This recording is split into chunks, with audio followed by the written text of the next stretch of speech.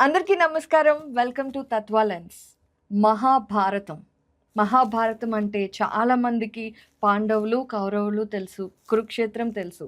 కానీ మహాభారతం అంటే కేవలం అది మాత్రమే కాదు.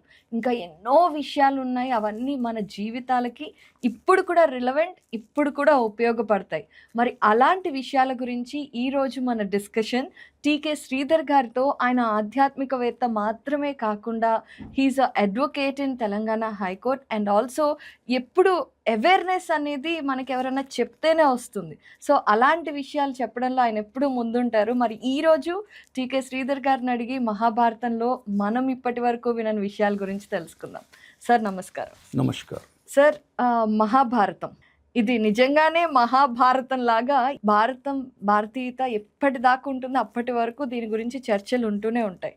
అందులో చాలామంది ఈ యంగర్ జనరేషన్‌కి ఉండే చర్చ ఏంటంటే మీకు తెలుసు సినిమాల ద్వారా అయ్యుండొచ్చు, ఇంకే పరంగా అయినా అయ్యుండొచ్చు.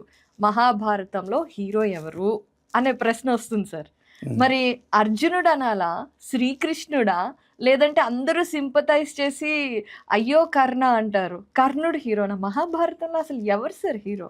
అలాంటి స్ట్రైట్ క్వశ్చన్కి వచ్చే ముందర సార్ నారాయణం నమస్కృత్య నరం చైవ నరోత్తమం దేవీం సరస్వతీం వ్యాసం జయం తతో ఉదారేత్ అనేది అది ప్రారంభ శ్లోకం. నారాయణుడికి అలాగే ఉత్తమము నరుడైన నరుడికి, సరస్వతీమాతకి, అలాగే వేదవ్యాస భగవానుడికి నమస్కరించి మహాభారతాన్ని జయం అనే వ్యాఖ్యానం, జయం అనేది మహాభారతానికి ఇంకొక పేరు. అప్పుడు వారికి నమస్కరించినంతనే ఆ మహాభారతంలో ఉన్న నిగూఢమైన రహస్యాలన్నీ ప్రకటితమవుతాయని దీని అర్థం. ఎవరు మహాభారతాన్ని చదివినా ఈ శ్లోకం పఠించి ఆ తర్వాత ప్రశ్నలకు సమాధానం చెప్పాలి. కాబట్టి ఎందుకంటే వేదవ్యాస మహర్షి చేత విరచితమైన పంచమ వేదం మహాభారతం. హిమాలయ యొక్క పర్వత శ్రేణుల్లో మేఘాలను చుంబిస్తున్న ఆ హిమాలయాలలో వ్యాస గుహలో అతని చేత ప్రణీతమైనది మహాభారతం. ఉపదేశం పొందింది బ్రహ్మదేవుని నుంచి. లంబోదర లిఖితమైనది.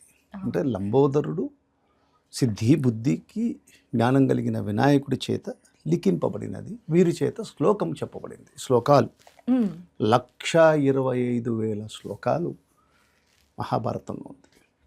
జన్మేజయ మహారాజుకి శోక నివృత్తికై పాండవుల యొక్క కురువంశ చరిత్రని వైశంపాయన మహర్షి, ఎవరు వేదవ్యాసుడి యొక్క శిష్యగణం, చెప్పిన వివరాన్ని సూత మహర్షి నైమిషారణ్యంలో శౌనకాది మహర్షుల ప్రశ్నలకు సమాధానం ఇచ్చినదే మహాభారతం.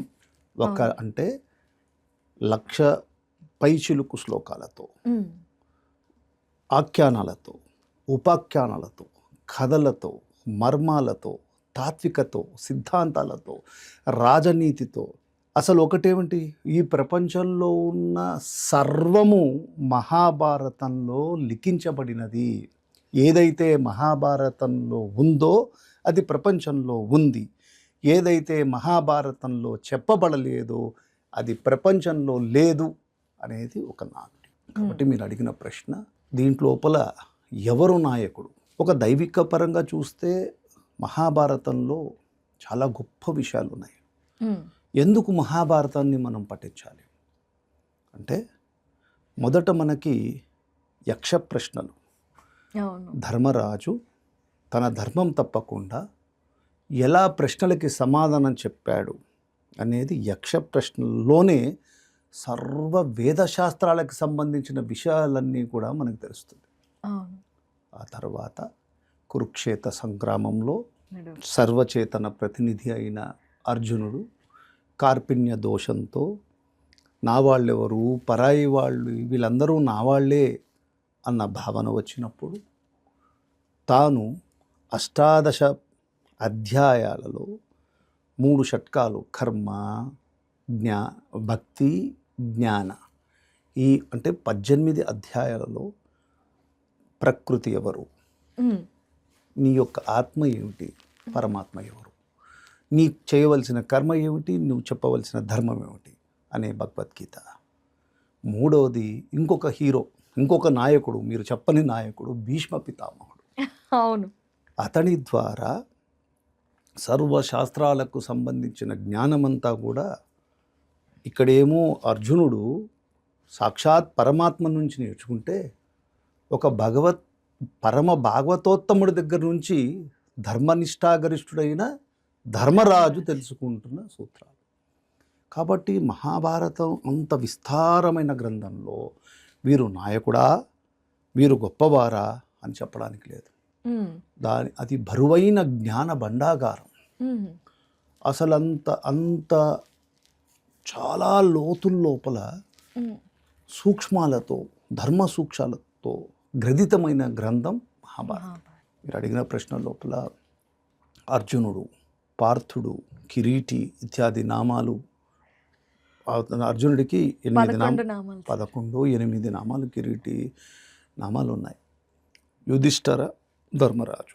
యుధిష్ఠరుడు అంటే యుద్ధంలో స్థిరమైనవాడు. ఏమిటి యుధిష్ఠరుడు చేసిన యుద్ధం అంటే, మహాభారత సంగ్రామం మొత్తం మనం తీసుకుంటే ఉమ్, శల్యుణ్ణి మాత్రమే, అంటే ఒక యోధుడి లోపల, శల్యపర్వం లోపల శల్యుణ్ణి చంపినవాడు ధర్మరాజు. ఉమ్, శల్యుడు మహాబలవంతుడు. అవును. అలాంటి శల్యుడిని వధించినవాడు ధర్మరాజు. యుద్ధం లోపల చాలా స్థిరమైన యుద్ధం చేశాడు. ఒక్కసారి మాత్రం అతన్ని పట్టుకున్నప్పుడు ఆ స్థిరత్వం పోయి అర్జునుడిని దూషించినాడు. అది భలే ఇంట్రెస్టింగ్ స్టోరీ సార్. అంటే గాంధీవాన్ని దూషించినాడు. అంటే అంత స్థిరచిత్వం ఉన్నవాడు కూడా యుద్ధం లోపల ఎలా ఆవేశాలకి లోనైతారు అని మనకు తెలుస్తుంది. కానీ మనం మొత్తం సమగ్ర మహాభారతాన్ని పఠించినప్పుడు, విశ్లేషించినప్పుడు, ధర్మరాజు మొత్తం మహాభారతంలో ఎప్పుడు కూడా నీతి తప్పలేదు, ధర్మాన్ని తప్పలేదు. ధర్మమే కదా, ఎలా మనం ధర్మంలో ఉండడం అతి కష్టమైన పని, కానీ ధర్మాన్ని తప్పని వాడు ధర్మరాజు. తర్వాత అర్జునుడు నాయకుడే.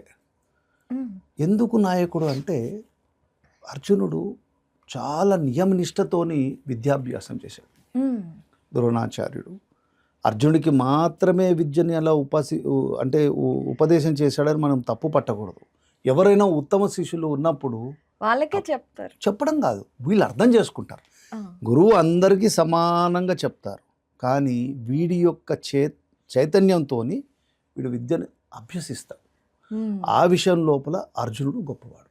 తన కొడుకైన అశ్వత్థామ కంటే, అశ్వత్థామకి అర్జునుడికి ఇద్దరికి కూడా ఎన్నో రహస్యాలు నేర్పాడు. ఫర్ ఎగ్జాంపుల్ బ్రహ్మశిరోనామక అస్త్రాన్ని ఉపదేశించినప్పుడు అర్జునుడు ఉపసంహరణ కూడా తెలుసుకున్నాడు, అశ్వత్థామ తెలుసుకోలేదు. దాని పర్యవసనం మనం తర్వాత తెలుసుకుంటాం మనం మహాభారతంలో. కాబట్టి ఒక ఉత్తమ శిష్యుడు అర్జునుడు. కాబట్టి అలాంటి ఉత్తమ శిష్యుడు యొక్క క్షత్రియుడు అయి ఉండి ఉత్తమ శిష్యుడు కాబట్టే సాక్షాత్ శ్రీకృష్ణ భగవానుడు అర్జునుడికి ఉపనిషత్ సారాన్ని, ఉపనిషత్తులో ఉన్న మర్మాలని, వేద సారాన్ని అంతా కూడా భగవత్ స్వరూపుడైన తాను భగవద్గీతను బోధించినాడు. కాబట్టి is a best student and a exemplary warrior Arjuna. Then comes మీరు అడిగిన క్వశ్చన్లో కర్ణుడు. ఎవరి కర్ణుడు?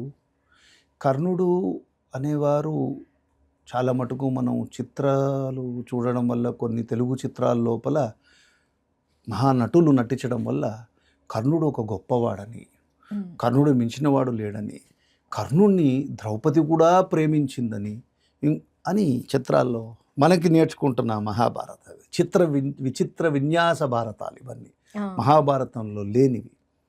ఎవరి కర్ణుడు? కర్ణుడు అనేవారు సహస్రాక్షుడు అనే ఒక రాక్షసుడు. వాడికి 1000 కవచాలు ధరించుంటాడు. అతడి కోరిక ఏముంటుందంటే నారాయణులతోని యుద్ధం చేయాలని తప్పిస్తుంటాడు. నరుడు నారాయణుడు ఇద్దరితో చేయాలని. అలా కొన్ని వేల లక్షల సంవత్సరాల యుద్ధం జరుగుతుంది. ఎక్కడ? బద్రీక వనంలో, బద్రీ క్షేత్రంలో. అక్కడే కదా ఆ ప్రాంతంలోనే వేదవ్యాస మహర్షి మహాభారతాన్ని రచించారు.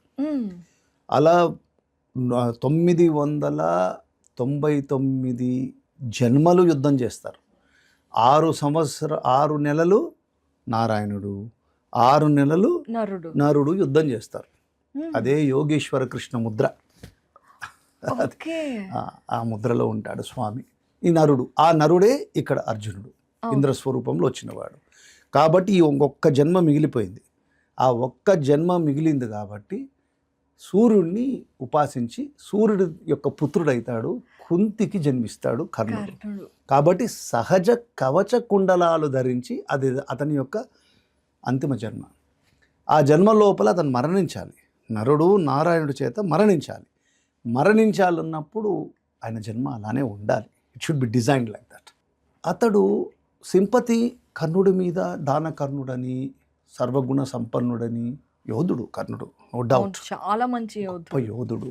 ఎన్నో గొప్ప గొప్ప కార్యక్రమాలు చేశారు. కానీ ఇంకొక సైడ్ ఆఫ్ ది కాయిన్లో చూసినప్పుడు కర్ణుడు is not a exemplary human being. అతనికి దానం చేసి ఉండొచ్చు కాక, దాన కర్ణుడే కాక, కానీ అతనికి కొన్ని దుర్గుణాలు ఉన్నాయి. ఫస్ట్ దుర్గుణం జెలసీ. అసూయ ఉంది. అసూయ అర్జునుడి మీద ఉంది. It's competitive spirit. లోపల కాంపిటీషన్ ఈజ్ డిఫరెంట్, పోటీతత్వం ఈజ్ డిఫరెంట్ ఫ్రమ్ అసూయ. రైట్ ఆర్ రాంగ్, ఇతడికి ఒక క్యారెక్టర్లో సూతపుత్రుడు కాబట్టి క్షత్రియుడి చేసే పనిని, వాళ్ళు చేసే విలువిద్యల్ని నాకు హక్కు లేదా అనే ఛాలెంజ్ చేశాడు. కానీ చూస్తే ఒక బాగానే ఉంటుంది. ఒక రెవల్యూషనరీ విప్లవాత్మకమైన ఆలోచనలో ఒక టాలెంటెడ్ పర్సన్ వస్తున్నారని. కానీ అది కురువంశ సామ్రాజ్యం. అక్కడ వచ్చినప్పుడు అప్పుడున్న ధర్మం లోపల క్షాత్ర ధర్మం, దాంట్లోపల ఎవరైతే ఆ జన్మలో వచ్చారంటే ఆ యొక్క ఉత్తమమైన వంశానుక్రమంగా వచ్చిన వారికి రాజ్యము, ప్రజల బాధ్యత ఉంటుంది. అంతేగాని నీకు విపరీతమైన దానశీలత్వంతోనో లేకపోతే నువ్వు అసూయతో రగిలే వాళ్ళకి అర్హత రాదు. ప్లస్ అస్త్రశస్త్ర విద్యలు నేర్చుకోవడానికి కారణం ఉండాలి. అకారణంగా నువ్వు విద్యను అభ్యసించి లాభం లేదు. So you have to protect your nation. ఇప్పుడు మన దగ్గర ఒక న్యూక్లియర్ వెపన్ ఉందనుకోండి, you can have a nuclear weapon. కానీ ఆ న్యూక్లియర్ వెపన్ ఎలా యూటిలైజ్ చేసే జ్ఞానం కూడా ఉండాలి కదా. నాకు ఉంది కదా అని చెప్పి వేరేవాడి మీద వేస్తా అంటే, సో ఆ నిగ్రహం లేనివాడు కర్ణుడు. అండ్ అతను దానం చేశాడు, అర్జునుడికి ప్రతినాయకుడులాగా నిలబడ్డాడు. అవన్నీ ఒక ఎత్తు, సరే, వి రెస్పెక్ట్ ది కాంపిటీషన్. కానీ కర్ణుడు చేసిన ఒక చాలా పెద్ద తప్పిదం మహాభారతం యొక్క గతి గమనాన్ని మార్చింది. ఎప్పుడైతే ద్రౌపదిని బంధించి తెచ్చినాక ఆమె బందగి అని, ఆమె 5 భర్తలకి భార్య అని, కాబట్టి ఆమె వేశ్య కంటే కూడా తక్కువని, కావున ఆమె వస్త్రాపహరణ చేయమని ప్రోత్సహించిన వాడు కర్ణుడు. దానివల్లనే కదా భీముడు దుర్యోధనుడు తొడలు విరగొడతానన్నాడు, దుశ్శాసనుడి గుండె చీల్చుతానన్నాడు. కాబట్టి హీ ప్రొవోక్డ్. అంటే ఒక రాజ ఆశ్రయం దొరికినప్పుడు రాజుకి హితుడుగా ఉండాలి. అంతేగాని ఒక రాజు దగ్గర ఉన్న మంత్రివర్గంలో ఉన్నవాడు కర్ణుడు, అతడి ఆలోచన విధానం ఎవరైనా ఉండని. ఇప్పుడు ధర్మరాజు పత్ని ద్రౌపది ఒక కులకాంత, అంటే భానుమతితో సమానమైన రెస్పెక్ట్ ఇవ్వాల్సిన స్త్రీయే కదా. అతని భార్య అయిన భానుమతి ఎవరని చాలా మందికి డౌట్ వస్తుంది. దుర్యోధనుడి భార్య భానుమతి. దుర్యోధనుడి భార్య భానుమతి. ఆమెకి ఎంత గౌరవిస్తున్నావో, తన భార్య అయిన శుభాంగికి ఎంత గౌరవిస్తున్నావో అదే విధమైన మర్యాద. ఆమె ఒక చక్రవర్తి, ధర్మరాజు రాజసూయ యాగం చేసినాక ఆమె ఒక రాణి, అంటే ఒక పట్టమహిషి.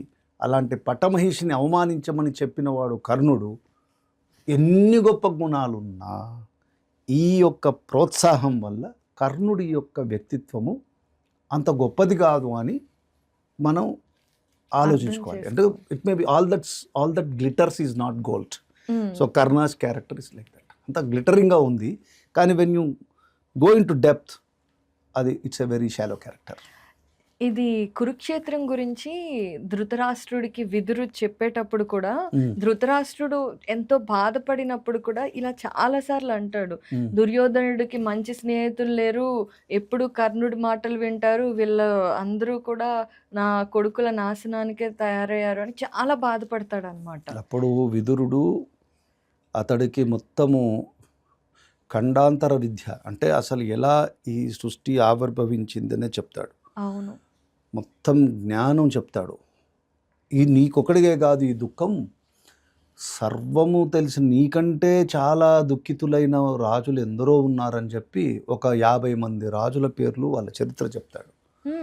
అతను ఒక చాలా సుస్పష్టంగా విదురుడు ఏం చెప్తాడంటే, కర్ణుడు వల్లనే ఈ సమస్యలు తెచ్చుకున్నావు నువ్వు. ఎందుకంటే కర్ణుడు ప్రతి సమయంలో 3 ఇన్స్టెన్సెస్ చెప్తారు. ఒకటి గంధర్వులతో యుద్ధం వచ్చినప్పుడు కర్ణుడిని నమ్ముకొని వెళ్ళాడు దుర్యోధనుడు. అవును, ఘోషయాత్ర. అక్కడ గంధర్వులు దెబ్బ కొడితే పరిగెత్తొచ్చాడు. అప్పుడే అతడి యొక్క వీరత్వం, అంటే వీరత్వం కాదు భీరత్వం అని Duryodhana should have assessed his capability. ఇప్పుడు ఒక ఉత్తమ రాజు అంటే రాముడిని అంటారు. ఎందుకు? ప్రిడిక్షన్. ఆ సేవకుడు నిజమైన వాడా కాదా అని అందరికీ ఇవ్వలేదు రాముడు ఉంగరాన్ని, ఆంజనేయ స్వామికి ఇచ్చాడు. అట్లా ఒక రాజు అనేవాడికి మహాభారతం చదివితే ఏం తెలుస్తుందంటే how a king should behave and whom he should listen. So దుర్యోధనుడి యొక్క అసూయని రగిలించడంలో Karna was playing a role. అవును, కాబట్టి అక్కడ ఒక దెబ్బతిన్నాడు కర్ణుడు. నెక్స్ట్ ఉత్తర గోగ్రహణం జరిగినప్పుడు కర్ణుని నమ్ముకొని గోవుల్ని పట్టుకోవడానికి వెళ్ళారు విరాట అంటే పర్వం. అప్పుడు సుశర్మ ఉన్నాడు, భీష్ముడు, ద్రోణాచార్యుడు అందరు వెళ్ళారు కదా. సుశర్మ దక్షిణ గోగ్రహణం, Susharma was attacking from south. Correct, వీళ్ళు ఉత్తర గోగ్రహణం ముందరికెళ్ళి ఇలా వచ్చారు. వీళ్ళందరూ ద్రోణ, భీష్మ, కృపాచార్య, కృతవర్మ, అశ్వత్థామ, కర్ణుడు. ఫస్ట్ పారిపోయినాడు కర్ణుడు, అక్కడ దెబ్బతిన్నాడు. అలాంటి కర్ణుడు యుద్ధానికి వచ్చినప్పుడు భీష్ముడు అసలు నువ్వు అతిరథుడు అన్నాడు. అంటే ఆ యొక్క అక్షుని సేనల్ని డివైడ్ చేసినప్పుడు ఎవరి దగ్గర ఎంత సేన ఉండాలి అనేది ఆ అసెస్మెంట్ ఉంటుంది. తర్వాత ఏదో చిత్రాల్లో వస్తుంది, నీకు దుర్యోధనుడు నిన్నే నమ్ముకున్నాడు కర్ణ అందుకని నేను అలా చెప్పానని. అలా అసెస్మెంట్ ఉండదు భీష్ముడిది. Bhishma is a warrior king. మొత్తం హస్తినాపురాన్ని రక్షించిన వాడు, దుర్భేద్యమైన కోటగా హస్తినాన్ని తీర్చిదిద్దినవాడు. So they know, all scholars know. అక్కడున్న ద్రోణాచార్యుడికి కర్ణుడి గొప్పతనం తెలుసు, భీష్మాచార్యుడికి తెలుసు, వేదవ్యాస మహర్షికి తెలుసు, కృష్ణుడికి తెలుసు, ఇందరికి తెలుసు. కాబట్టి కర్ణుడు ఒక ఆవేశంతో, ఆలోచనారహితంగా, అర్జునుడి మీద ద్వేషంతో, అతడు ఇచ్చిన సలహాల వల్ల మహాభారతానికి కొన్ని లక్షల మంది సైనికులు, వేల మంది రాజులు మరణానికి కారణమైంది. కాబట్టి చాలామంది ఏం చెప్తారంటే ఇదంతా కృష్ణుడు తలుచుకొని ఉంటే ఆపుండేవాడు కదా. ఎందుకు ఆపుతారు? Right sir. ఇది ఇప్పుడు చాలా మంది అడిగే క్వశ్చన్ ఇదే. కృష్ణుడు అంటే నారాయణుడు, కురుక్షేత్ర యుద్ధ ప్లేస్లోనే అర్జునుడికి ఆయన విశ్వరూపం కూడా చూపించిన ఆయన, ఇలా అనుకొని దేవుడు కాబట్టి ఎందుకు ఆపలేదు కురుక్షేత్ర యుద్ధాన్ని? ఎందుకు ఆపాలి? నువ్వు ఇప్పుడు ఆ రోజు భీష్మ పితామహుడు కూడా సమాధానం చెప్పాడు. నువ్వు నన్ను ఎంత విధంగా ఎందుకు శిక్షించావు అని అడిగితే సమాధానం చెప్పాడు. నిండు సభలో ద్రౌపది వస్త్రాపహరణం జరుగుతున్నప్పుడు మీరు మౌనం వహించారే, అదేం ధర్మం? అంటే ఒక్క స్త్రీమూర్తి గురించి ఎన్ని లక్షల మంది చచ్చినా కూడా భగవంతుడు పట్టించుకోలేదు. ఒక దీనులు, అనాథలు, రక్షణ లేని వారిని ఒక రాజ ప్రముఖులై ఉండి మీకు బాధ్యతను విస్మరించినప్పుడు మీరు ఎందుకు అసలు ఇట్లాంటి వాళ్ళు ప్రపంచానికి? What is great use? ఒక శరీరంతో ఉండడాక అందుకు చంపాడు. రెండోది, ఆయన ఏం ప్రయత్నం చేయకుండా ఉండలేదే. ఉద్యోగ పర్వం లోపల ఎన్ని విధాల చెప్పాలో అన్ని విధాల దుర్యోధనుడికి చెప్పాడు. 5 ఊర్లు ఇవ్వమని. 5 ఊర్లు ఇవ్వడానికి ఏం పోయింది దుర్యోధన? అంత అహంకారం ఏంటి? దుర్యోధనుడు ఏం సొంతంగా సంపాదించిన ఆస్తి కాదే, జూదంలోనే కదా. నాట్ జూదం. అంతకుముందు మనం మూలాలకు వెళ్తే ధృతరాష్ట్రుడు అంధుడు, అవును, కాబట్టి రాజ్య అర్హత లేనివాడు. ఆ రాజ్యాలని అంత సంపాదించి పెట్టింది పాండురాజు. పాండురాజు కరెక్ట్. సో ఈ వాజ్ ది కింగ్. అయితే పాండురాజు ఎంత మర్యాద సంపన్నుడు అంటే ధృతరాష్ట్రం మనసు కష్టమవుతుందని అతన్ని నామినల్ కింగ్ లాగా యాక్సెప్ట్ చేస్తూ అతను అడవుల్లోకి వెళ్ళాడు. కాబట్టి ఏ కోణంలో చూసినా Duryodhana is not the to be proclaimed as a యువరాజు. You can never become. So ఏ విధంగా నువ్వు దుర్యోధనుడు గొప్పవాడు అంటావు కదా. కాబట్టి ఆ రోజు శ్రీకృష్ణ పరమాత్మ వచ్చి అడిగినప్పుడు నువ్వేం చేయాలి? సరే నేను సెటిల్మెంట్ చేసుకుంటాను, అది చేసుకోలేదు. అంతటితో ఆగకుండా వాట్ యు డిడ్, వచ్చిన దూతని నువ్వు బంధిస్తా అన్నాడు, బంధించాడు. అప్పుడే కదా ఒక దివ్య దృష్టిని ఇచ్చి విశ్వరూపం చూపించాడు కదా. ఎవరికి? ధృతరాష్ట్రుడు కూడా చూశాడు కదా. అప్పటికన్నా అతడు తెలుసుకున్నాడా? తెలుసుకోరు. ఎందుకంటే భగవంతుడు అతడు అన్నీ కూడా సర్వభూతములలో ఉంటూ సాక్షిభూతాని అంటారు అతని రూపం. మీరేం చేసుకుంటే చేసుకోండి, నేను అన్నీ చూస్తూ ఉంటాను. సో ఏం చూస్తున్నాడు? ఈ మొత్తం జగత్ క్రీడను చూస్తున్నాడు. ఎవరికొరికి రూల్స్ ఉన్నాయి, ఆ రూల్ తగ్గట్టు ఉన్నారా లేరా? ఇప్పుడు మీరు లిపి గేమ్స్ అని పెట్టారు, ఆ గేమ్ చూస్తుంటాడా? ఆడుకోవడంలోనే ఉంది. సో ఎవరెవరు ఏం చేస్తారు అనేది వాళ్ళ ఇష్టం. It is their individual choice. వాళ్ళ యొక్క వ్యక్తిత్వం, వాళ్ళ ధర్మ నిరతి వల్లనే ఆట సరిగా ఆడతాడా లేదా తెలుస్తుంది. ఏదో బొమ్మరిల్లు చిత్రం లోపల ఆయన ప్రకాష్ రాజ్ గారు చెయ్యిలా పట్టుకుంటాడు బాబుని, ఎవరు సిద్ధార్థని. నా ఆట కూడా నువ్వే ఆడేస్తే నేనేం చెయ్యన్నానని ఫీల్ అవుతాడు. ఒక చిత్రంలో ఉన్న హీరోనే అంత కథకి ఫీల్ అయితే భగవంతుడు ఎందుకు ప్రివెంట్ చేస్తాడు? అప్పుడు మనందరం కూడా అలాగే. ఇంకా there is no free will for us. Right. So భగవంతుడు మనకి సర్వులకు ఒక చైతన్యం ఇచ్చున్నాడు, ఒక స్వాతంత్రం ఇచ్చున్నారు. ఆ స్వాతంత్ర్యాన్ని మీరు ఎలా ఉపయోగించుకుంటారనేది జ్ఞానం. అంతేగాని అతను జ్ఞానం ఇచ్చాడు, హౌ టు యూటిలైజ్డ్. ఒక యూటిలైజ్ అనేది మీ చాయిస్. ఒక మందు ఉంది, మనకు ఒక రోగం ఉంది, ఆయన పరమ ఔషధం కదా. పరమాత్మ దివ్యమైన ఔషధం, భేషజం బిషక్ అంటుంది విష్ణు సహస్రనామం. అతడే వైద్యుడు, అతడే ఔషధం. ఎలా ఉపయోగించుకోవాలనేది మన ఇష్టం, అంతే కదా. కాబట్టి అతను ప్రివెంట్ చేయాలంటే ప్రివెంట్ చేయడు. Why should do? దానికి నీవు అతన్ని యాక్సెప్ట్ చేసే గుణం నీకు ఉండాలి కదా. చెప్పాడు, అప్పటికి పోనీ యుద్ధం చేశాడా? చేయలేదు. అర్జునుడు యుద్ధం చేశాడు, ఇతను సాయం చేశాడు. తప్పేం చేశాడు? పోనీ దుర్యోధనుడిని ఎవరు కోరుకోవద్దన్నారు? అవును. దుర్యోధనుడు వెళ్ళినప్పుడు హంసతులిక తల్పం మీద కృష్ణుడు నిద్రిస్తున్నట్టు నటిస్తున్నాడు అనుకోండి, ఏమన్నా ఉండదు. నీకు ఒక చాయిస్ ఉంది కదా, నువ్వేం కోరుకోవాలి? కృష్ణుడిని కోరుకోవాలి. నువ్వేం కోరుకున్నావు? కృష్ణుడు సైన్యాన్ని కోరుకు. మరి అలాంటి వాడు మరి యుద్ధంలో ఓడిపోతే మరి అన్ని చాయిస్లు ఎగ్జిబిట్ అయిపోయినాక అంటే ఎగ్జాస్ట్ అయినాక కృష్ణుడు ఎందుకు బ్లేమ్ చేస్తున్నావు? Your ready for the war కదా. అప్పుడు వచ్చినప్పుడైనా ఐఎమ్ రెడీ ఫర్ సెటిల్మెంట్ అని ఎందుకు చేయలేదు? ఇప్పుడు మనం కోర్ట్ కేసెస్లో కూడా చూసేది ఇదే. ఎప్పుడైతే కేసు వేసే ముందరే ఒక సెటిల్మెంట్ అవ్వచ్చు, సెటిల్ చేసుకోము. కేసు పడినాక సెటిల్ చేసుకోవచ్చు, అప్పుడు సెటిల్ చేసుకోము. మీడియేషన్ అయినాక సెటిల్ చేసుకోము. ఆఖరికి సుప్రీంకోర్టు మనకు అగెనెస్ట్ తీర్పు ఇచ్చినాక అప్పుడు తిట్టుకుంటే వెళ్ళాము. Right. So all the efforts wear made by పరమాత్మ హిమ్సెల్ఫ్.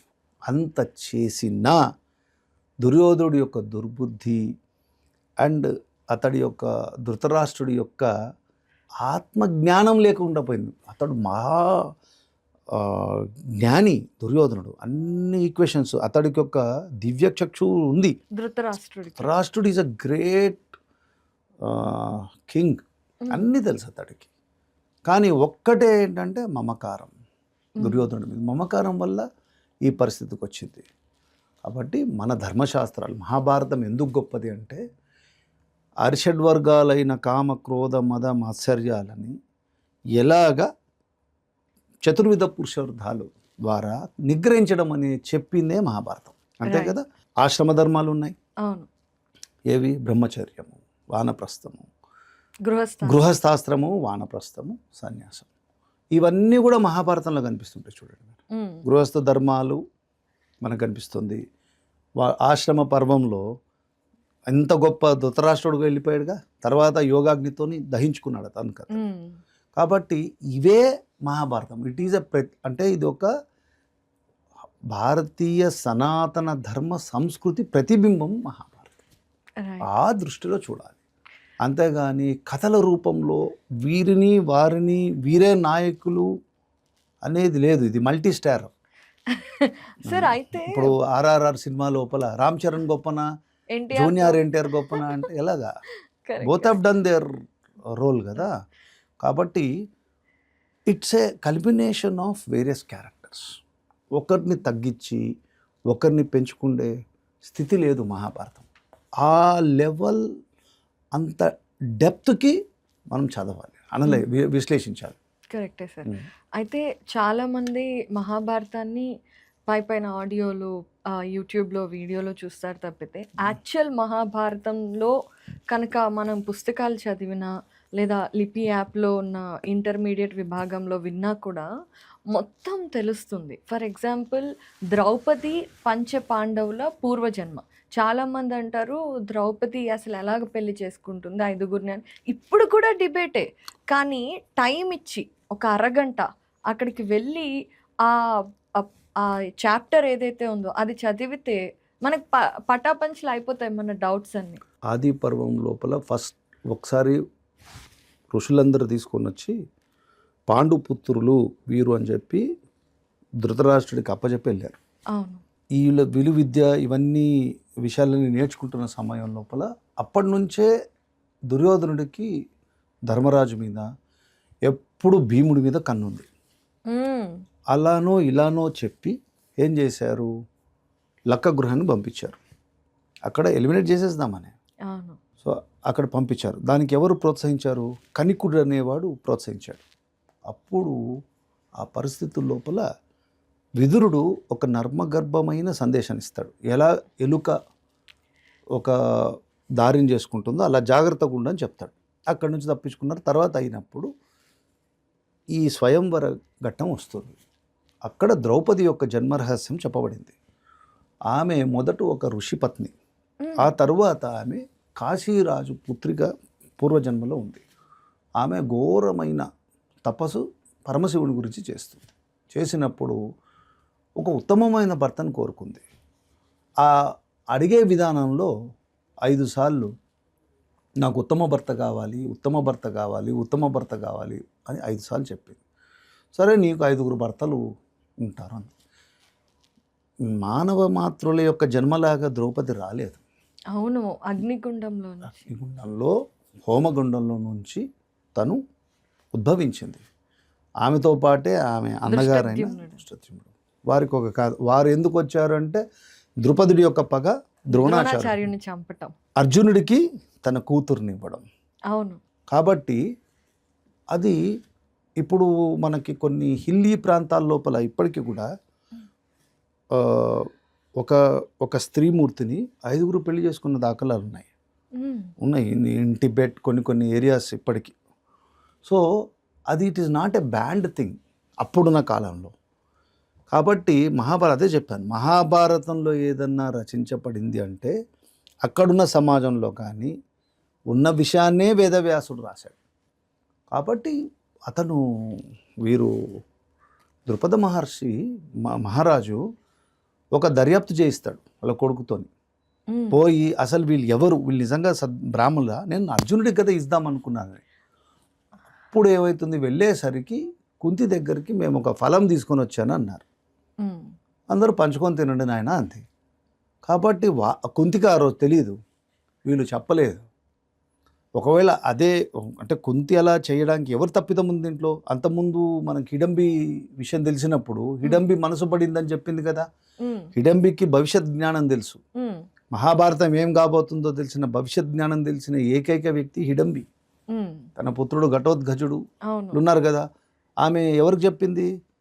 కుంతిదేవికి చెప్పి నేను వరించిన ఈ భీమసేనుడిని పెళ్లి చేయమంటే చేశారు. అందరికంటే ముందు భీముడికే పెళ్ళయిందిగా. కాబట్టి ఒకవేళ ఆ విషయం తెలిస్తే కుంతి అలా చెప్పదు. అయితే మనం బాగా నిశితంగా పరిశీలించినప్పుడు యాక్సెప్టబిలిటీ చూడండి. కుంతి జన్మలో అనుకోకుండా దూర్వాస మహర్షి చేసిన మంత్రోపదేశం వల్ల కర్ణుని జన్మం జరిగింది. పాండురాజుకి ఏమైంది? అనుకోకుండా ఒక 2 జింకలు సంపర్కంలో ఉన్నప్పుడు బాణప్రయోగం చేస్తే శాపగ్రస్తుడైనాడు. అప్పుడు వాట్ ఈస్ ది ఆల్టర్నేటివ్? వారే కోరుకొని, అంటే వారి మంత్ర ఉచ్చారణ ద్వారా కుంతీదేవిని కోరుకుంటేనే కదా ఈ బిడ్డలు కలిగారు. అవును. కుంతి పుత్రులు ఎలా వచ్చినారో, అత్తగారి జీవితం ఎలా ఉందో అదే విధంగా, అంటే ఆమె లార్జ్ హార్టెడ్ కుంతి. వాళ్ళ ఒక కొడుకు, నా భార్య ఒకరే ఉండాలని అనుకోలేదు కదా, అనే దృష్టిలోనే చూడాలి మనం. అది జరిగింది. ఆ జరిగిన దాన్ని ఆమె యాక్సెప్ట్ చేశారు, అందరూ యాక్సెప్ట్ చేశారు. దానికి ఆ డౌట్ని వేదవ్యాస మహర్షే వచ్చి క్లారిఫై చేశారు. ఎవరికి? ద్రుపద మహారాజుకి. ఇంకా మనమెవరు మాట్లాడడానికి? అప్పుడు వేదవ్యాసుడు వచ్చినప్పుడు ద్రుపద మహారాజుకి పంచపాండవుల పాస్ట్ లైఫ్ గురించి కూడా చెప్తారు కదా సార్? చెప్పి ఉండొచ్చు. ఇప్పుడు మనము అంత మనం మిస్టికల్గా డెప్త్లో వెళ్ళాల్సిన అవసరం లేదు. ఫస్ట్ ఆఫ్ ఆల్ వీళ్ళు వేర్ ఆమె యజ్ఞంలోకి వెళ్ళి ఉద్భవించింది, వీళ్ళు మంత్రపఠనం ద్వారా ఉద్భవించిన వాళ్ళు. అంటే వీరు కారణజన్ములు అని తెలుసుకోవాలి. మానుష రూపంలో ఉన్న భగవత్ సంకల్పంతో జన్మించిన వాళ్ళు. వాళ్ళని మనం మనుష్య రూపంలో అంత స్ట్రిక్ట్ రూల్స్ అండ్ రెగ్యులేషన్స్తోని మనం చూడకూడదు. కాబట్టి వాళ్ళ జన్మ అలా అయ్యింది, we accept it. Why we should compare our, అంటే మామూలు human beings with somebody who is blessed by God కదా. ఇప్పుడు అలా అంటే మొత్తం మహాభారతం లోపల గాంగేయుడు ఎవరు? భీష్మ పితామహుడు, అష్ట వసువుల్లో ఒకడు, గంగా తనయుడు కదా. అలాంటి కొన్నిటిని మనము క్రిటికల్ ఎగ్జామినేషన్ చేసి వాళ్ళ పూర్వపరాలతో ఇట్లా ఉంటేనే వీరు గొప్పవారు అనే సాటిస్ఫాక్షన్ అక్కర్లేదు. They are like that, they are born like that, accept it. దాన్ని ఎందుకు మనం రీసెర్చ్ చేయాలి? అంటే నా దృష్టిలో maybe to satisfy somebody it's good, but why? అంటే నాకు ఇప్పుడు మీరు అన్న తర్వాత ఒక చిన్న క్వశ్చన్ వచ్చింది. మహాభారతం టైంలో అలాంటి జన్మలు, అలాంటి వాళ్ళు పుట్టారు. మహాభారతంలో లేనిది ఎక్కడా లేదు అన్నప్పుడు కలికాలంలో కూడా అలాంటివి అవుతున్నాయి కదా.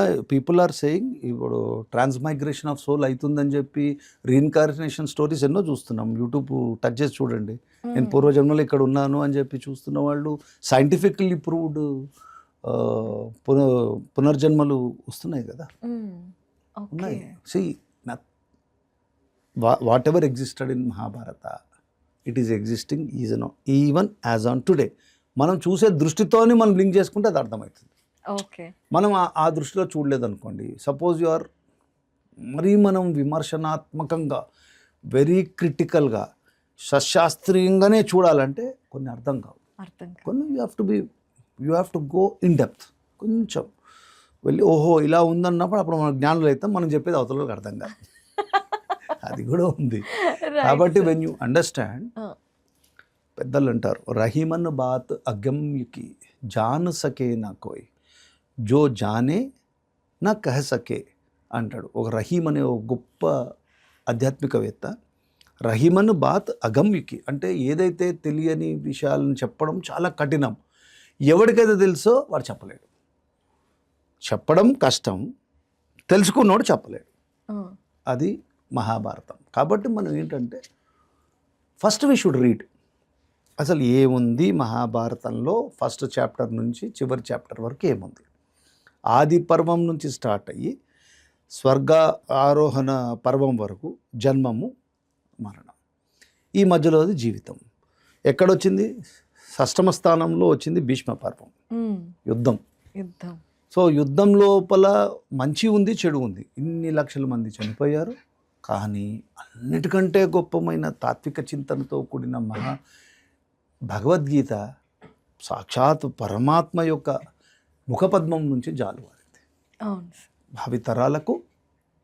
అది that is a theoretical and theosophical doctrine of the world Mahabharata. Correct sir. అయితే భగవద్గీతలో మీరు ఇందాక అన్నట్టుగా యోగాల గురించి చెప్పారు. కానీ అందరికీ అర్థమయ్యే విధంగా ధర్మరాజుకి భీష్ముడు అంపశయ్య మీద ఉన్నప్పుడు ఆయన ధర్మరాజు రాజ్యానికి అధికారం తీసుకున్న తర్వాత శ్రీకృష్ణుడు తీసుకెళ్తాడు అంపశయ్య దగ్గర ఉన్న భీష్ముడికి శ్రీకృష్ణుడు వరం ఇస్తే ఇక్కడ నుంచి నీకు నొప్పులు బాధలు ఏమి ఉండవు, నువ్వు మర్చిపోయిన జ్ఞానం కూడా తిరిగి వస్తుంది, నువ్వు అంతా ధర్మరాజుకు చెప్పు అని. అసలు అందులో అద్భుతమైన రాజనీతి, మనుషులు ఎలా ఉండాలి, ఎవ్రీథింగ్ ఉంటుంది కదా సార్. శాంతి పర్వం, అనుశాసన పర్వం సార్. వాటి గురించి అవందరూ మనుషులు చిన్నపిల్లలతో సహా ఎందుకు తెలుసుకోవాలి, అందులో ఏముంది? అది తెలుసుకోవాలంటే చెప్పేవాళ్ళందరూ కూడా they are getting carried away by glamour. అర్జునుడు గొప్పోడు, మనకు నచ్చినట్టే అర్జునుడు పొగడడం, మనకి కర్ణుడు నచ్చితే కర్ణుడు పొగడడం, మనకు కృష్ణుడు నచ్చితే కృష్ణుడు పొగడడం, భీష్ముడు నచ్చితే భీష్ముడు పొగడడం. అంటే ఆ పాత్రలోకి వెళ్ళి మనకి అంత పెద్ద కథలో నుంచి, అంత మహాకృష్టమైన గ్రంథంలో నుంచి మనకు నచ్చిన క్యారెక్టర్స్తోని అక్కడికి వెళ్ళి అనలైజ్ చేస్తున్నాం. శాంతి పర్వము అనేది ఎందుకు వచ్చింది? ధర్మరాజు ఈ అందరికీ పిండాలు, తర్పణాలు ఇవన్నీ పెడతారు.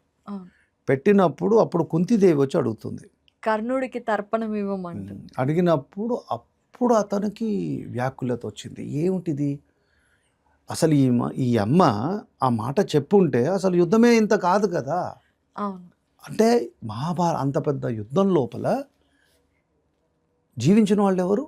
5 పంచపాండవులు, ఇటు పక్కన కృష్ణుడు, సాత్యకి. యూత్సుడు అటువైపు వాడు యుద్ధం చేసిండో లేదో మనకు తెలీదు. అంటే దుర్యోధనుడి యొక్క ఇతడు తమ్ముడు ఆర్ సమ్ రిలేషన్షిప్ ఉంది. సో వీళ్ళు తప్పించి ఇంకెవరు బతికారు? సో ఇంత యుద్ధానికి కారణం ఎవరు? ఆమె స్త్రీమూర్తి అయిన కుంతీదేవి నిజం చెప్పకపోవడం కదా. అందుకనే ఒక చిన్న శాపం కూడా ఇచ్చారంటారు. ఉండాలి అంటే కొన్ని సీక్రెట్స్ చెప్తే మంచిది కదా, చెప్పుంటే ప్రివెంట్ అయి ఉండేది కదా. కానీ అది మిస్యూజ్ అవుతుంది. కానీ అంత ఈజీగా ఏం స్త్రీలు అని చెప్పరు. వాళ్ళ మనసులో ఉన్న మాటలు చెప్పేటట్టుంటే ఆడవారి మాటలకు అర్థాలే వేరులే అని వాళ్ళకి they know what to tell, what not to tell. అంత ధర్మరాజు చెప్పినంత స్టేజ్ లోపల కుంతిదేవి లాంటి స్త్రీలు లేరు ఇప్పుడు. చాలా అడ్వాన్స్డ్, చాలా ఎడ్యుకేటెడ్ ఉన్నారు. They know what to talk, what not to speak. కాబట్టి ఇప్పుడు యుద్ధమే చేస్తున్నారు. ఆ స్థితిలో ఉన్నప్పుడు they are not so innocent or అట్లా అంటే దే ఆర్ నావీస్ అని అనుకోవడం లేదు. They are well educated, they know everything. అప్పుడు కూడా కుంతికి తెలుసు. కుంతి తను చేసిన తప్పేంటంటే ఆ చిరు ప్రాయంలో ఉన్నప్పుడు సూర్యబింబాన్ని చూసి పిలిచినప్పుడు ఆ మంత్రం కెనాట్ గో వేస్ట్. కాబట్టి ఆ చిన్న తప్పిదానికి జీవితం అంతా ఆమె మానసిక వ్యధ అనుభవించింది. అవునా కదా? ఆ స్థితి రాకూడదు అని వేదవ్యాస మహర్షి మనకి హింట్ చేస్తున్నారు. ఇప్పుడు మనం ఏం చేస్తున్నాము? సూర్యుని విలువట్లే, లివ్ ఇన్ రిలేషన్షిప్స్ని ఎంకరేజ్ చేస్తున్నాం. ఎంతోమంది కర్ణులను జన్మనికి కారణమవుతున్నాం. వాటి గురించి అది మాట్లాడుతూ that's our life, we know what to do, nobody need to explain or tell us, we know అని. సో ఏ మహాభారతంలో లేనిదేంటి, ఇక్కడ వచ్చిందేంటి? So it was a hint to be careful. Kunti లాంటి సాక్షాత్ శ్రీకృష్ణ పరమాత్మ యొక్క మేనతకే అపవాదు అనే ఇది పడితే ఆర్డినరీ జీవితాలకి ఎలాగా అంటే, సో ఎంత డిస్టెన్స్లో ఉండాలి అనేది కుంతి యొక్క క్యారెక్టర్ నుంచి మనం తెలుసుకోవాలి, ఆమె పడిన వేదన నుంచి. కాబట్టి అక్కడ శాపం వచ్చింది. శాపం ఏంటి సార్? శాపం అంటే తన శాపం ఇచ్చాడు, కుంతికి ఇచ్చాడు, స్త్రీలందరినీ అంటారు. సరే ధర్మరాజు కోపం వచ్చింది, చెప్పాడు. ఎందుకంటే కొన్ని లక్షల కోట్ల మంది, ఎన్ని ఏనుగులు, ఎన్ని రథాలు, ఎన్ని డిస్ట్రక్షన్, ఎన్ని అశ్వాలు, ఎంతమంది పదాతి దళాలు, అవును, అందరూ చనిపోయారు కదా. అంత దానికి నేనే కారకున్నా అనే దుఃఖం అతడికి ధర్మరాజుకు వచ్చింది. అక్కడ వెళ్ళి పక్కనే ఉన్న అర్జునుడు చెప్పాడు, అర్జునుడిని తిట్టాడు. భీముడు చెప్పాడు, భీముని తిట్టాడు. వాళ్ళు అన్నారు, అసలు నువ్వు ఎందుకు, అసలు అట్లాంటి ఎందుకు మొదలే అక్కడ వెళ్ళిపోయిన వాళ్ళం కదా అడవులకి, ఇదంతా ఎందుకు చేసావు? అప్పుడు ధర్మరాజు మీరే పాలించుకోండి, నేను సన్యాసం తీసుకుంటా, నాకేం వద్దు వెళ్ళిపోతా అంటే, అప్పుడు అర్జునుడు అప్పటి వరకు ఎన్ని గొడవలైనా ఒక్క కర్ణుడిని చంపలేదన్న కాన్వర్జేషన్లో తప్ప ఇంకెప్పుడు డిస్రెస్పెక్ట్ చేయాల. అప్పుడు మాత్రం చాలా స్ట్రాంగ్గా అంటాడు, నువ్వేంటి నీ కోసమా మేము ఇంత యుద్ధం చేశాము, చాలా స్ట్రాంగ్గా ఉంటుంది ఆ కాన్వర్జేషన్. అక్కడ మనం తెలుసుకోవాల్సిన నీతి ఏంటంటే, ధర్మరాజు రాజు, అతడి వ్యక్తిగత అభిప్రాయం లేదు. ఈ must rule in accordance with ధర్మ. కాబట్టి నీ ధర్మంగా నువ్వు చేయాల్సిన చక్రవర్తి యొక్క విధులని నువ్వు నిర్వర్తించకుండా ఇలా వెళ్ళిపోతావు. ఒక పక్కన డిస్ట్రాయ్ అయ్యింది. ఒక నూతనమైన సమాజాన్ని నువ్వు నిర్మించాలి, ధర్మానికి అనుగుణంగా నువ్వు నడవాలి. నీ బాధ్యతను ఎలా వదులుతున్నావు? ఆ రోజు యుద్ధం లోపల అర్జునుడు చేశాడు. ఆల్రెడీ శ్రీకృష్ణ పరమాత్మ బోధన ఉంది కదా, మన యొక్క ధర్మాన్ని, ఆశ్రమ ధర్మాన్ని నిర్వహించాలని. నువ్వు ఇప్పుడు రాజువి, రాజధర్మం చెయ్యి అని స్టూడెంట్ అయిన అర్జునుడు అన్నకి చెప్తున్నాడు. సాటిస్ఫై కాలేదు అతను. శ్రీకృష్ణుడు చెప్పాడు, గాలవుడు చెప్పాడు, వేదవ్యాస మహర్షి చెప్పారు, ఒక్కొక్కరు ఒక్కొక్క విధంగా చెప్పారు. అయితే కృష్ణుడు ఏం చేశారంటే, నేను కాదు నీకు చెప్పాల్సింది, మీ మొత్తం ఈ యొక్క సర్వశాస్త్రాలకి తెలుసుకొని మహాయోధుడు పరశురాముడు లాంటి మహావీరుణ్ణి ఓడించిన వాడు మీ యొక్క పితామహుడైన భీష్మ పితామహుడి దగ్గర నుంచి నువ్వు నేర్చుకోవాలి. అప్పుడు అందుకనే చూడండి ఆ నరేషన్ చూడండి వేదవ్యాస మహర్షి. ఇప్పుడు అలా చెప్పారనుకోండి, వేదం లోపల ఉన్న విషయాలను కూడా ఇతడు చెప్పాడు, రామాయణంలో జరిగిన విషయాలను కూడా భీష్మాచార్యుడు చెప్పారు. అప్పుడు ఈ పరశురాముడు ఎవరు? పరశురాముడు జమదగ్ని పుత్రుడు. జమదగ్ని ఎవరు? ఇటు చూస్తే గాది ఎవరు? విశ్వామిత్రుడు. ఒకడేమో గాయత్రి మహామంత్రాన్ని విశ్వానికి ఇచ్చినవాడు, ఇటు పరశురాముడు. పరశురాముడు ఎందుకు క్షత్రియుల మీద పగబెట్టుకున్నాడు? దానికి కారణం కార్తవీరార్జునుడు. 1000 బాహువులతోని వచ్చి చేశాడు. ఒక్కొక్కటి ఖండించబడుగాక అని చెప్పి శపించిన వాడు వశిష్ఠుడు. విశ్వామిత్రుడి చేత ఖండించబడుతుందని. ఆ కార్తవీరార్జునుడి చేసిన పనుల వల్ల క్షత్రియులు వాళ్ళ తర్వాత మళ్ళీ ఆశ్రమాన్ని ధ్వంసం చేశారు. దాంతో క్షత్రులంతా చంపుకుంటూ వచ్చాడు పరశురాముడు. ఆ పరశురామ అవతారంలో జరిగిన ఆ యొక్క యుద్ధం యొక్క ఇదే సమంతక పంచకం అని కురుక్షేత్రం అక్కడే ఆ సమీపంలో జరిగింది. అది చెప్తూ ఇది మీ క్షత్రియుల యొక్క చరిత్ర. ఆ తర్వాత కృష్ణుడు వచ్చేసి ఈ యుద్ధము ఇవన్నీ జరిగి మిగతా ఉన్న క్షత్రియులందరూ కూడా వినాశనమే. అంటే ఏమిటి? ఎవరైతే ధర్మానికి అనుగుణంగా లేని క్షత్రియులు వినాశనం కాకపోతే వచ్చేదేమిటి? కలి అవతారం వచ్చినప్పుడు, కలి యొక్క యుగం స్టార్ట్ అయినప్పుడు, ద్వాపరము, త్రేతాయుగము, కృతయుగంలో ఉన్న ఆ యొక్క order cannot continue. So they have to be eliminated. So they have been eliminated. అప్పుడు ఒక్కొక్క రాజు కథలు చెప్పుకుంటూ ఎలా రాజధర్మం ఉండాలి అన్నారు. అది ఏదో క్షత్రియులకి లేకపోతే రాజులకు మాత్రమే వర్తించింది కాదు. Even today it is applicable. అప్పుడు చెప్పినప్పుడేమో వేదాలకు అనుగుణంగా అక్కడున్న సదాచార్యులు, బ్రాహ్మణులు, కులగురువులు చెప్పిన విధం. ఇప్పుడు రాజ్యాంగం ఉందిగా, ఇప్పుడు రాజ్యాంగం, ఇప్పుడున్న మంత్రులు కానీ రాజ్యాంగంని ఫాలో కండి. You may not follow Bhishmacharya's రాజధర్మాలు, అట్లీస్ట్ యు ఫాలో ది రాజ్యాంగం. సో ఎప్పుడే అంటే ఈ మారిన ఈ పరిణామంలో అట్యూన్ గమ్మని చెప్పి ఎన్నో శాస్త్రాలు చెప్పాడు. ఎంత బాగా చెప్పాడంటే భీష్మాచార్యులు వారు, రాజు ఎలా నవ్వాలి, ఎలా నవ్వకూడదు, ఎంత గంభీరంగా ఉండాలి, ఏ విధమైన ప్రవర్తించాలి, ఎంత ట్యాక్స్ వేయాలి, తన రాజ్యాన్ని ఎలా రక్షించుకోవాలి, పౌరుల్ని ఎలా రక్షణ ఇవ్వాలి. అవును. అంటే రాజనటోడే సరిగా లేకపోతే యథా రాజా తదా ప్రజ. If king himself is not correct, what do you expect the people? How you expect people will be? వాళ్ళు ఇంకేం ఉండరు. There will not be any law and order. So law and order లేకపోతే ఇంకా పరిపాలన ఉండదు. పరిపాలన లేకపోతే వ్యాపారం జరగదు, వ్యవసాయం జరగదు, ఆహారం దొరకదు. అందుకు రాజధర్మాలు నేర్పించాడు భీష్మపిత. రాజధర్మాలే కానీ సార్ అవి మనకి కూడా అప్లికబుల్ అవుతాయేమో, ఎందుకంటే మనం సిటిజన్, పౌరధర్మాలు రాజు నేర్పించాడు, దాంట్లో రాజు ఎలా ఉండాలి అంటే రాజు చేసిన శాసనానికి మనం సివిల్ స్టడీస్ చేస్తాం కదా, అవును. సివిక్స్ ఉండేది కదా మనకి. Um, what you must do in constitution fundamental duties ఉన్నాయి కదా. వారికేమో డైరెక్టివ్ ప్రిన్సిపల్ ఆదేశిక సూత్రాలు ఉన్నాయి, directive principles of state policies. రాజు తప్పిదం చేస్తే ఫండమెంటల్ రైట్స్ ఉన్నాయి. స్టేట్ తప్పు చేస్తే అప్పుడు రాజు తప్పు చేసినా పీపుల్ వేర్ క్వశ్చనింగ్ కదా.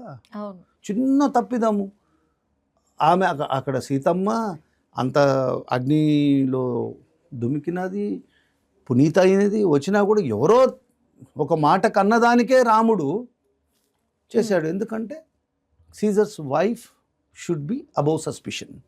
That's the rule of law. ఒక రాజు భార్య ఒక ప్రజానానుడిలో అలా మాట పడితే ఇంకా రాజ్యం ఏముంటుంది? అక్కడ భర్త కాదు, అతడు యావత్ రాజ్యానికి రాజు. Kingship knows no kinship. ఇవన్నీ తర్వాత గ్రీకు రోమన్ లా టర్మినాలజీలో వచ్చినాయి. ఇవన్నీ మన భారతదేశంలో మన ఇతిహాసాలలో చాలా సుస్పష్టంగా ఉంది, తెలుసుకున్న వాడికి తెలుసుకున్నంత. సార్, అయితే మహాభారతం అనేది కొంచెం పెద్దవాళ్ళకి, చిన్న పిల్లలకి కాదు అని చాలా మంది అనుకుంటూ ఉంటారు. కానీ ఈ శాంతి పర్వం, అనుశాసన పర్వం, ఇందులో నుండే పంచతంత్రం వచ్చిందని మీరు ఆఫ్ స్క్రీన్లో నాకు చెప్పారు. అయితే పిల్లలకి ఇవన్నీ కథలు వినిపించచ్చా? పిల్లలకే వినిపించాలి. పిల్లలు తప్పించి పెద్దవాళ్ళకి అవసరం లేదు. ఎందుకంటే మొక్కై వంగనిది మానై వంగున.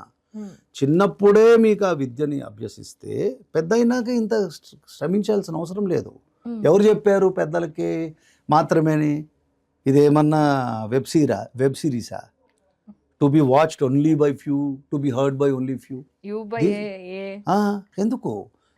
ఒక చిన్న ఎగ్జాంపుల్, లీలావతి గర్భం లోపల ప్రహ్లాదుడు ఉన్నాడు. నారాయణ మంత్రం, కేవలం నారాయణ మంత్రాన్ని చెప్పాడు, ఉపదేశించినారు నారద మహర్షి. ఎంత జ్ఞాని అయ్యాడు.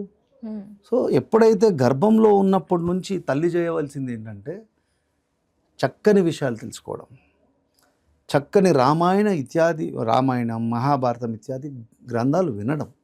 ఆ జీవి మాతృగర్భం అనే ఒక కారాగృహంలో 9 నెలలు ఉంటున్నాడు. ఆ సమయము చాలా ఉత్తమమైన సమయం, ఎందుకంటే it is a preparation for his future life and what is happening. So అక్కడే నేర్చుకొని వాడు బయటకు వస్తాడు. ఆ వచ్చిన వాడు సంస్కారి అవుతాడు. వాడు అయ్యి ఈ సంసారంలో పడతాడు. ఈ సంసారాన్ని అంటకుండా మోక్షగతికి వెళ్తాడు. అది కదా మనం చేయాల్సింది. వాడికి ఇది వీడికి ఇది అని చెప్పడానికి మనం ఎవరు? So from the childhood, even before birth, వాడు బర్త్ అయ్యే ముందరనే, అంటే eschatology is a science which deals with the life after deaths. There is a life after death. ఆత్మజ్ఞానం అదే కదా. సో మనకి ఏది నచ్చిందో అది మాత్రం చూడడం, తర్వాత ఏమవుతుందో ఎవడు పట్టించుకోకపోవడం. ఋషులు చెప్పిందేమో మనం వినాం, కానీ సైంటిస్టులు చెప్పింది అంటాం. అది విజ్ఞాన శాస్త్రం, ఇది వేద శాస్త్రం. సర్వశాస్త్ర యోనిత్వాత్ అంటాడు బ్రహ్మసూత్రాల లోపల వేదవ్యాస మహర్షి. అన్ని శాస్త్రాలకు మూలం వేదం. సో వేదంకి ఎవరు చదువుతున్నారు? వేదం ఎవరికి దర్శనీయమైనది? ఋషులకి. ఆ ఋషులు ఇచ్చిన జ్ఞానం, వేదవ్యాస మహర్షి, వాల్మీకి మహర్షి, వాళ్ళు ఇచ్చిన జ్ఞానం మనకు వద్దు. జింగిల్ బిల్స్ కావాలా? రింగా రోజెస్ కావాలా? ఇదా మన సంస్కృతి? ఆ బాలుడు అలా వచ్చాడు.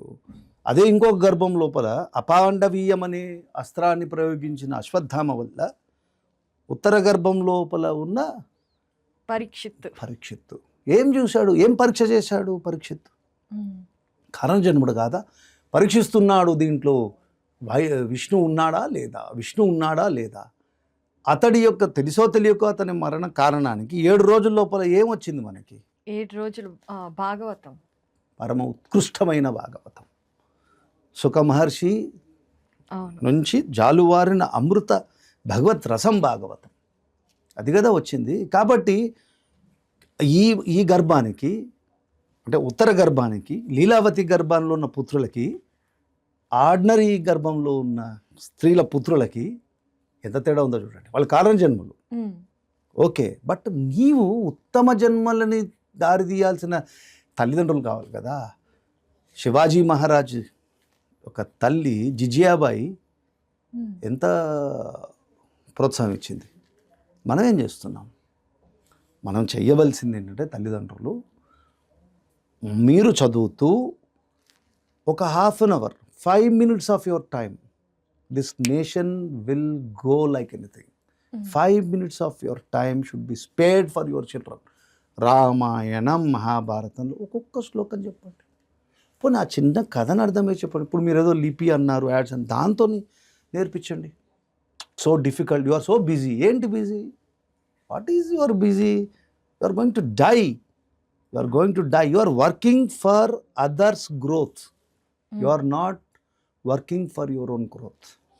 లిపిలో 3 నిమిషాలు ఒక చిన్న పిల్లలకి అర్థమయ్యే ఆర్ట్ ఉంది సార్. దాంతో మహాభారతాన్ని అర్థమయ్యేటట్టు చిన్న పిల్లల కోసమే తయారు చేసాం. కేవలం 3 నిమిషాలు, 5 నిమిషాలు కూడా కాదు. సరే, దట్స్ గ్రేట్. సో ఒక్క చిన్న spark will encourage that person to research and investigate. Correct, అదే ఇట్స్ స్పార్క్. ఆ స్పార్క్ రావాలి. ఆ స్పార్క్ రావాలంటే ఇవాళ everybody doing engineering, some people are doing medicine. What is the returns they are getting? Some people are doing law. అంటే ఏమైపోయింది? మొత్తం వ్యవస్థ అంతా కూడా whoever has got money వాళ్ళకి పనిచేస్తున్నాం మనం అంతే. అప్పుడు రాజులకు పనిచేసాము, ఇప్పుడు ధనికులైన కార్పొరేట్స్కి పనిచేస్తున్నాం. మామూలుగా కాదు. అప్పుడన్నా కొంచెం జ్ఞానం ఉండేది, ఒక భక్తి రసంతో చేసేవాళ్ళు. ఇప్పుడు ఏ దారి లేక బానిసత్వంలో ఉన్నాం. అవును, మస్ట్ అండర్స్టాండ్ దట్. ఆ బానిసత్వం ఎప్పుడు పోతుంది? ఎవరికి బానిస ఉండాలి మనం? భగవంతుడికి బానిస అయి ఉండాలి. ఆర్డినరీ ముండేన్ పీపుల్కి we are selling our souls for no reason. దీంతో పైన ఆ దృష్టితోని, ఆ లిమిటెడ్ నాలెడ్జ్తోని, పరిమితమైన విద్యాభ్యాసంతో అంత ఉత్కృష్టమైన గ్రంథాలని కూడా మనం జడ్జి చేస్తున్నాం చేయడం కరెక్టా? So it's time for us to learn.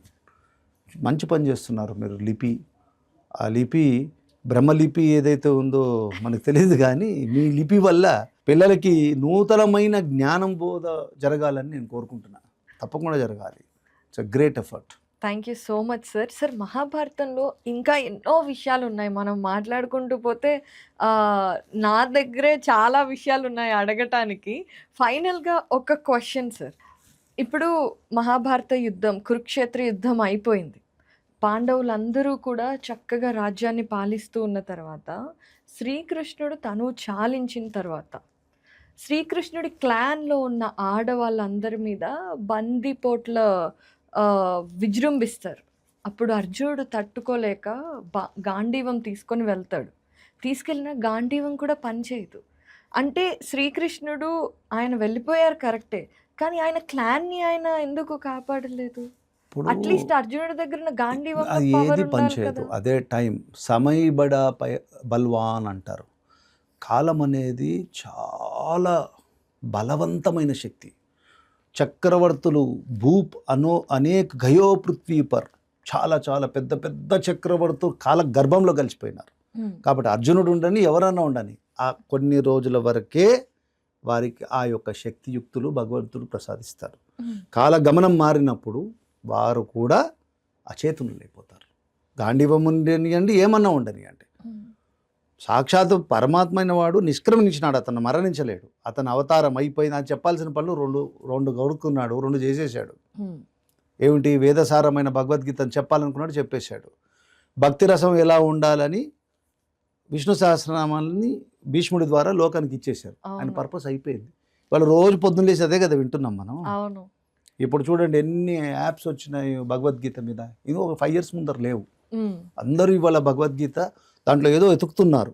కొందరు ఇంగ్లీష్లో చెప్తున్నారు, if it is karma then what happens to that, and I don't know what is karma, and karma is something it puts you into action. ఏంటో నాకు అర్థం కాలే. సో ధర్మక్షేత్రే కురుక్షేత్రే సమవేత యూత్సవ మమకా పాండవశ్చైవ కిం కుర్వత్ సంజయ అనే శ్లోకం నుంచి స్టార్ట్ అవుతుంది. కాబట్టి అసలు అక్కడ what is the opinion of Krishna on కర్మ?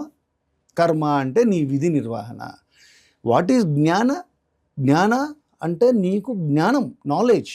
అది ఎలా చెయ్యాలి, కర్మని ఎలా చెయ్యాలి అనే జ్ఞానం. ఏమంటున్నాడు తర్వాత వచ్చేది భక్తి. ఆ భక్తిలో ఏమంటున్నాడు, అనన్య భక్తి. నువ్వు ఏంటి ఇవన్నీ సంసారం కాదు, your focus should be on ఆ అన్య, not other things, only on me. అందుకనే ఈయన ఎవరో చెప్తున్నాడు యుద్ధంలో అనుకుంటాడని చెప్పి విశ్వరూప సందర్శనం చేశాడు. అంతకుముందు విభూతి యోగంలో తాను ఎవరు ఎక్కడెక్కడ ఉన్నాడని చెప్పాడు. అవన్నీ చూడం మనం. దాంట్లో ఎన్నోసార్లు భగవాన్ ఉవాచ అని చెప్పాడు. అవును, అక్కడ ఏంటంటే ప్లైగరైజ్ చేసుకొని ఎవరిదో స్క్రిప్ట్ని రాసుకోవడానికి కృష్ణుడు మామూలు వాడ.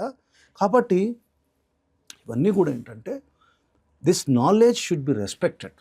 రెస్పెక్ట్ లేని efforts is waste. First you must develop great veneration for our sages and seers and all the great exterior personalities, divine personalities. వాళ్ళు మనం we are only in wine, WINE. So దానికి ఒక పేరు కూడా పెట్టారు చూడలో, divine alcoholic centre. Is divinity is not mundane activity. It is something far beyond our comprehension. చాలా extremely difficult to understand, but it can be understood if you follow the foot paths of great bhaktas and the great scholars in law, scholars in that field. ఓ scientist ఉన్నాడు అనుకోండి, scientist అతనికి student ఉంటే అతను చెప్తే ఇటు అర్థమవుతుంది. అదేవిధంగా భగవంతుడు అనేది చాలా గొప్ప శక్తి. ఆ శక్తిని బంధించిన వాళ్ళు భక్తులు. వాడు సర్వభూతానం అంతర సర్వం భగవంతుల్లో ఉంటే భగవంతుడు వాడి హృదయంలో బంధించినవాడు భక్తుడు కదా. ఆ తర్వాత భగవంతుడు ఎలా ఉంటాడని నేర్పించేవాడు ఆచార్యుడు. భగవంతుడు స్వరూపం, రూపం, గుణము, విభవం, ఐశ్వర్యం, లావణ్యం, సౌందర్యం, గాంభీర్యం ఇత్యాది అనేక గుణాలు ఉన్నాయని చెప్పి నేర్పించేవాడు ఆచార్యుడు. మనం ఆచార్యుడిని గౌరవించట్లేదు, భక్తులని హేళన చేస్తున్నాం. మనకి జ్ఞానం ఎలా వస్తుంది? లాస్ట్లో మనం ఏం తెలుసుకుంటాం, ఓహో నేను ఆత్మ, ఇదంతా ప్రకృతి, ఈ ప్రకృతిని సృష్టించిన వాడు వాడే, ఆత్మ కూడా వాడిదే, నేను వాడి సొత్తు అని తెలుసుకోవడమే మన జీవన గమనం. అది తెలుసుకోవట్లే, ఇది నాది. Is what about 10,000 crores? Okay, he has done a made marriage with 1,000 crores. దానికి ఒక యూట్యూబ్ లోపల 24 hours వీఆర్ ప్రైజింగ్ అదర్స్. ఆ ప్రైజ్ చేసే దాంట్లో 5 minutes of time if you dedicate for your child to know the epics and great treatises of our nation, మొత్తం మారిపోతుంది. ఒక్కరు చాలా చీకటి ఉండొచ్చు, అనేక జన్మార్జితమైన అంధకారం ఉండొచ్చు, కానీ ఒక వెలుగు కాంతితోని ఆ చీకటి పోయినట్టు ఎవరో చేసిన చిన్న పని, ఇప్పుడు మీరు లిపి అన్నారు, మీరు లిపి వల్ల ఎవరో జ్ఞాని పుట్టేయచ్చు. కాబట్టి don't wait for thousands of people to follow. One spark is enough to put the entire forest into fire. You don't know. ఎక్కడికి లే చిన్మయానంద పుట్టుకొని వస్తాడో, వి డోంట్ నో ఏ వివేకానంద జన్మిస్తాడో. కరెక్ట్. కాబట్టి నిరాశ లేకుండా విత్ సిన్సియర్ ఎఫర్ట్స్ మనం ఏదైతే చేస్తున్నామో with respect on our epics చేస్తే అన్నీ సఫలీకృతం అవుతుంది. అవును sir. Remove for a moment the profit from the mind. It should be a profitable venture for the humanity. Correct sir, that is the purpose of it. So అందుకే Lipi epics and word గేమ్స్లో అందరికీ అనుగుణంగా అవైలబుల్గా ఉండాలనే ఉద్దేశంతో సరే. ఒక విషయం మర్చిపోయాను సార్ ఈ ఇంటర్వ్యూలో అడగటం. లాస్ట్లో ఐ వాంట్ టు ఆస్క్, నేను మహాభారతం చదువుతున్నప్పుడు మనకి అశ్వత్థామ అర్జునుడు బ్రహ్మశిరోనామక అస్త్రం వేసుకున్నప్పుడు శ్రీకృష్ణుడు అశ్వత్థామని శపిస్తాడు కదా. అప్పుడు ఎగ్జాక్ట్గా ఏమని శపిస్తాడంటే, నువ్వు 3,000 సంవత్సరాల పాటు నీ శరీరం అంతా బ్యాడ్ స్మెల్తో, పుండ్లతో, రక్తం పస్తో నువ్వు మనుషుల మధ్యలోనే తిరుగుతూ ఉండాలి అని శపిస్తాడు. అప్పుడు అశ్వత్థామ ఏంటాడు, నేను ఎంతకాలం అయితే అలా ఉంటానో అంతకాలం వేదవ్యాసుడు కూడా మనుషుల మధ్యలోనే ఉండాలి అని అంటే వేదవ్యాసుడు ఒప్పుకుంటారు. ఇది యాక్చువల్గా అక్కడ జరిగిన విషయం. అయితే మనకి బయట ఏమనుంది, అశ్వత్థామ అడవుల్లో తిరుగుతున్నాడు, అందరికీ కనిపిస్తున్నాడు అని. వెన్ శ్రీకృష్ణ 3000 సంవత్సరాలు అని శపించినప్పుడు అశ్వత్థామ చిరంజీవి ఎలా అది అయ్యాడు? పర్మనెంట్ శిక్షణ అది. మేబీ ఆ రోగంతో ఉండమన్నాడు, హ్మ్. బట్ పశ్చాత్తంతో there is no death for Ashwatthama. సప్త చిరంజీవుల్లో ఒకడు. హ్మ్. ఆంజనేయుడు, అశ్వత్థామ, ఇంకొక 5 ఉన్నారు. అవును. వాళ్ళతో పాటు ఇతను చిరంజీవి. అది that is a life long punishment. హ్మ్. అందుకని ఇప్పుడు మనం కారాగృహం తీసుకున్నాం అనుకోండి, హ్మ్. Sentenced for life. హ్మ్. వాడు చేసేసాడు ఒక చిన్న చర్య, ఒక చిన్న హత్య చేశాడు. వాడికి బతికున్నంత కాలము పశ్చాత్తాపమే కదా, దానికి మించిన శిక్ష లేదు. అందుకని అశ్వత్థామ చేసింది ఏంటంటే నిద్రిస్తున్న వారిని చంపడం తప్పు. అవును. సౌప్తిక పర్వంలో అతడు చేసిన ఘోరమైన తప్పిదం. ఎక్కడికి వెళ్ళి ఆ థాట్ నేర్చుకున్నాడు? గుడ్లగూబ కాకులు కాకి పొద్దున్నప్పుడు గుడ్లగూబ యొక్క పిల్లల్ని చంపితే రాత్రి గుడ్లగూబ చంపుతుంది. అది చూసి దాన్ని ఫాలో అయిపోయాడు. హ్మ్. ఎవరు? అశ్వత్థామ, ద్రోణాచార్యుడి యొక్క పుత్రుడు, ఒక ఆచార్య స్వరూపంలో ఉన్నవాడు. ఇదే మాట అంటాడు సార్ శ్రీకృష్ణుడు, ఆచార్య పుత్రుడు అయిన నువ్వు ఇలా ఆయన చేస్తావు. కూడా ఆచార్యుడే. అలాంటి వాడివి ఇది చేయవచ్చు అంటే అక్కడ ఏమొచ్చింది? అతడికి ఉక్రోషం వచ్చింది. ద్రోణాచార్యుణ్ణి ఇతడు వధించాడు కదా దుష్టద్యుమ్నుడు. అసలు దుష్టద్యుమ్నుడు అతని మీద వేసే లోపలనే ప్రాణం వదిలేశాడు ద్రోణాచార్యుడు. అవును. అయితే అతను జన్మించిండు ఎందుకు? అసలు ఆ విద్య నేర్పించింది ద్రోణాచార్యుడే దుష్టద్యుమ్నుడికి. కరెక్ట్. కాబట్టి అక్కడ ఏంటంటే look at that largeness of art. వాడు శత్రువు అని తెలిసినా కూడా విద్యను ఉపాసించిన దేశం మంది. దానికి ఏం కాంపిటీషన్ ప్రైజ్ పెట్టలే, మా దగ్గరే మేము నేర్పిస్తామని చెప్పలే. It was available to everybody. So అది ఆ కోపం ఉంది, ఆ కోపంతో వాళ్ళని చంపాడు. ఆ అపాండవీయం అనేది అప్పుడేలే, ఈ బ్రహ్మశిరోనామ అస్త్రం వేశాడు, ఇవన్నీ అయిపోయినాక మళ్ళీ ఒక విద్వేషంకి వచ్చేసాడు. అది ఒక లెర్నర్డ్ మ్యాన్ చేయాల్సిన పని కాదు. అందుకనే అది ఒక భగవంతుడు, కృష్ణుడు లాంటి భగవత్ స్వరూపుడే ఆ శిక్ష వేసినాడంటే Ashwatthama maybe a great person, కానీ చేసిన ఘోరం. సపోజ్ ఒక డాస్టర్డ్లీ యాక్ట్ జరిగింది అనుకోండి, ఒక మనిషిని చంపడం వేరు, కొన్ని లక్షల మందిని చంపే పర్యవసనం వేరు. ఆర్ షాక్, పబ్లిక్ కాన్షియస్ని షాక్ చేయడం. సో దానికి అదే విధమైన శిక్ష వేయకపోతే వాట్ విల్ హ్యాపన్? డిస్ట్రక్షన్ అవుతుంది అండ్ ఎమ్యులేషన్ బై అదర్స్. ఆయనకేం కాలే మనకేమవుతుంది? సార్ ఈ క్వశ్చన్ ఏంటంటే, ఈ క్వశ్చన్ అశ్వత్థామ ఆ ఫిట్ ఆఫ్ ఎమోషన్లో కృతవర్మని కృపాచార్యుని కూడా కన్విన్స్ చేసేసి వెళ్తున్నప్పుడు మహాశివుడు ఒక పరీక్ష పెట్టి ఒక ఖడ్గం లాంటిది ఇస్తాడు కదా. శివుడికి తెలుసు అశ్వత్థామ ఒక విధ్వంసం సృష్టించడానికి వెళ్తున్నాడు, అది యుద్ధ నియమం కాదు అనేసి. కానీ శివుడు ఎందుకు సార్ గిఫ్ట్ ఇవ్వటం? మనం శివుడిని తప్పు పట్టకూడదు కదా. ఇతడు ఏదైతే ఇప్పుడు భగవంతుడు ఏమైపోతాడంటే మంత్రాధీనంలో ఉంటాడు. తపస్సు చేశాడు, నిర్బంధించాడు, ఇవాళ ఇచ్చాడు. ఇచ్చినప్పుడు దాన్ని ఎలా యూజ్ చేయాలనేది అదే శివుడు పాశుపతాస్త్రం అర్జునుడికి ఇచ్చాడు. So the manner of using it, వాళ్ళ యొక్క వ్యక్తిత్వం. అతని క్రోధం ఉన్నప్పుడు పరమశివుడు ఇవ్వకూడదు, కానీ యూ విల్ నాట్ ప్రివెంట్. ఏ దేవుడు కూడా మనం చేసే కర్మలని వాళ్ళు ఆపరు. నువ్వు మంచి చేసినా చెడు చేసినా అకర్మ అంటే ఏది చేయకూడదో, కర్మ అంటే చేయాల్సింది, అకర్మ వికర్మ అని ఉంటుంది, విలక్షణమైన కర్మ. భగవద్గీతలో అదే టీచ్ చేశారు. అదే మళ్ళీ శాంతి పర్వంలో ఇతను కూడా చెప్తుంది, చెయ్యవలసింది చేయకూడదు, అంతే. What to be done, what should not be done.